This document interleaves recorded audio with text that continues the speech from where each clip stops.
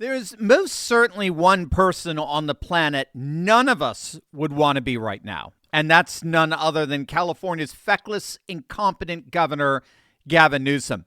Not only is he being humiliated on the international stage while clicking glasses with his fellow globalist ilk at Davos, but his state is literally economically imploding as we speak. The people standing at the World Economic Forum didn't just watch their own world unravel with Trump's speech. They actually watched a public execution of an American governor in real time. And that's exactly what we're going to see as well. Hey gang, it's me, Dr. Steve, your Patriot Professor, here to help you make sense of the madness with breaking news and analysis you're not going to get anywhere else, so make sure to smack that bell and subscribe button.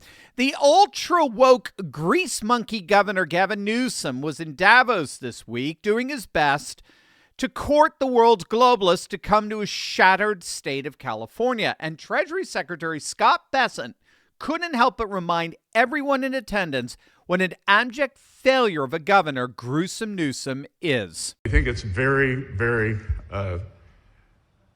ironic that Governor Newsom, who strikes me as Patrick Bateman meets Sparkle Beach Ken, may be the only Californian who knows less about economics than Kamala Harris.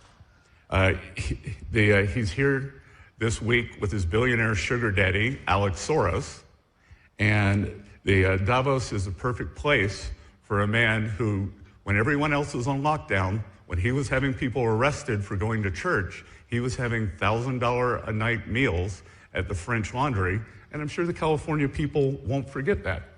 And I can tell my message to Governor Newsom is the Trump administration is coming to California. We are going to crack down on waste, fraud, and abuse. And I was told he was asked to give a speech on his signature policies, but he's not speaking, because what have his economic policies brought? Outward migration from California, a gigantic budget deficit, the largest homeless population in America, and the poor folks in the Palisades who had their homes burned down. He is here hobnobbing with the global elite while his California citizens are still homeless. Shame on him. He is too smug, too self-absorbed, and too economically illiterate to know anything. Hear, hear!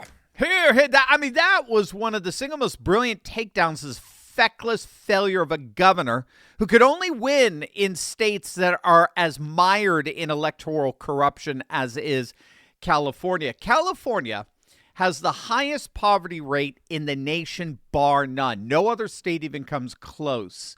It has the widest income gap between middle income and upper middle income brackets, and the widest disparity between rich and poor in the nation. In fact, California's wealth disparity is actually worse than Mexico's.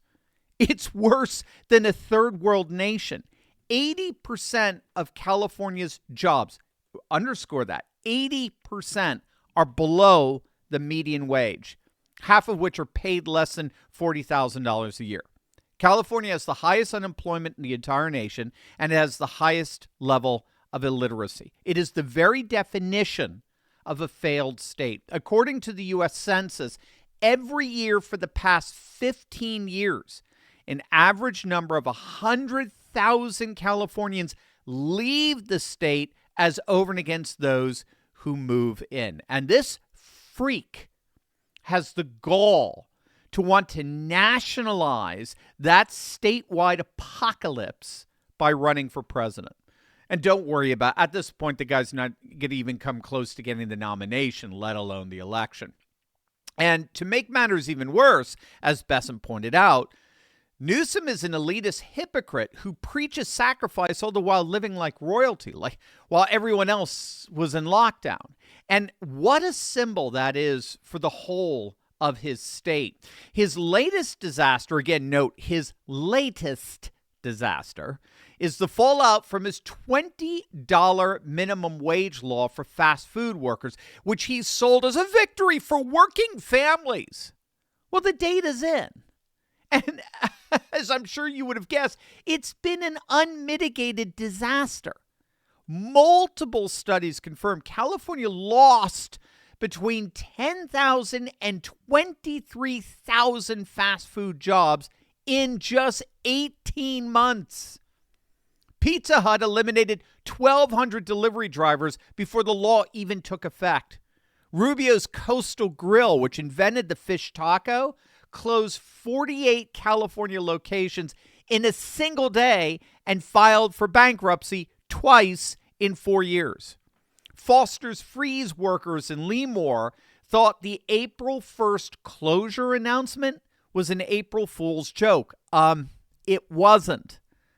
Even workers themselves said they'd rather have jobs paying, $12, $15 an hour than no jobs at $20 an hour. Meanwhile, 89% of California fast food workers who kept their jobs had their hours slashed, meaning they were actually making less money as a result. Isn't economics fun? You raise the minimum wage, and what do your employers do? Well, they cut your hours. So you end up making even less than before the minimum wage got raised. Again, it's called economics. Businesses will always, by definition, seek to cut costs so as to maximize profits. That's the only way they can function as a business. Anything else would be like trying to drive a car without fuel. In the meantime, McDonald's prices in California have actually doubled since 2014, and customers earning under $45,000 a year have basically stopped eating. They stopped eating there because they just can't afford it anymore. I mean, again, this is what happens when politicians prioritize virtue signaling over economic reality. What's the old saying, right? Everything that what is it? Everything woke turns to dung, to use the King James phraseology. But the fast food collapse is just one symptom. It actually gets worse. It gets a lot worse. Wait until you see this. But speaking of California crooks, do you ever wonder how people like Nancy Pelosi seem to know exactly when to buy certain stocks? How politicians seem to have a secret knowledge of what's going to do well in the market? Well, you know what it is. It's all insider trading. Pelosi and her cronies have been getting away with it for years. But guess what, gang? You and I actually have access to that very same inside information. Thanks to a little SEC loophole, we can track what the big corporate CEOs are buying up in real time, and then we could just ride their coattails into financial success legally and ethically. Once you learn the secret of the trade, you're in. Now, to do that, you've got to join me along with my good friend and trading expert, Ross Givens, this Thursday, January 22nd at 3 p.m. Eastern. Ross is the real deal. His insider tips have led to returns of over 200%. Some have hit as nearly high as 1,500%. It's going to be huge, but seats are limited. So click the link below, snag one of the remaining online seats. It's going to change your life, gang. You can't afford to miss it. California has experienced a massive wave of retail and restaurant closures since 2023, driven by a combination of organized theft, rising operational costs, and, of course, the state's $20 minimum wage for fast food workers that took effect back in April of 2024. Target officially closed 9 stores nationwide in September 2023, including 3 in the San Francisco Bay Area, citing theft and worker safety concerns. The discount chain 99 cents only stores permanently closed all 265 stores in California, eliminating approximately 14,000 jobs after filing for Chapter 11 bankruptcy. In-N-Out Burgers officially left the state. Additionally, pharmacy chains have accelerated closures, with Walgreens shuttering at least 35 stores in California in the last 2 years. In addition, as we've talked about before, California's energy sector is being gutted as we speak. Chevron, one of the world's largest multinational energy corporations with a market capitalization of approximately $300 billion, ranks among the top 5 oil and gas companies in the world. They are officially leaving California. Chevron recently announced they were moving their headquarters to Houston. This after calling the Golden State their home for over 140 years. CEO Mike Wirth was blunt as to why they were leaving. Gavin Newsom's California is an unmitigated disaster. It's simply too tough a place to do business. The taxes, the regulations, they're utterly out of control. And it's not just Chevron.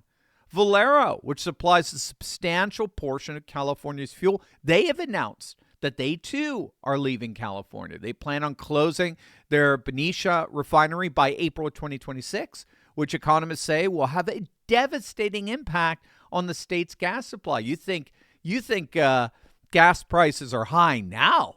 Just wait until April. So now you can see why Gruesome Newsom was in Davos. He's desperate to try to find new businesses to move into his failed state. But that's precisely why Scott Bessent called him out. He was doing these businesses a huge favor by reminding them of California's mass exodus of their residents, their massive budget deficit, their largest homeless population in America, and the ongoing fallout from devastating wildfires. If you're a business person, the last place on the planet that you would want to do business is Gavin Newsom's California. The good news is that it's becoming increasingly clear. The question isn't whether Newsom will run for president in 2028. The question is whether anyone, even inside the Davos bubble, will take him seriously after this much-deserved international humiliation. Hey, before you go, gang, do not miss out. Every Friday, my weekly wrap-up gives you everything you missed during the week. Live streams, top videos, podcasts, events, and the week's biggest Patriot wins. Sign up free at turley.pub/recap and start ending your week with faith, family, and freedom.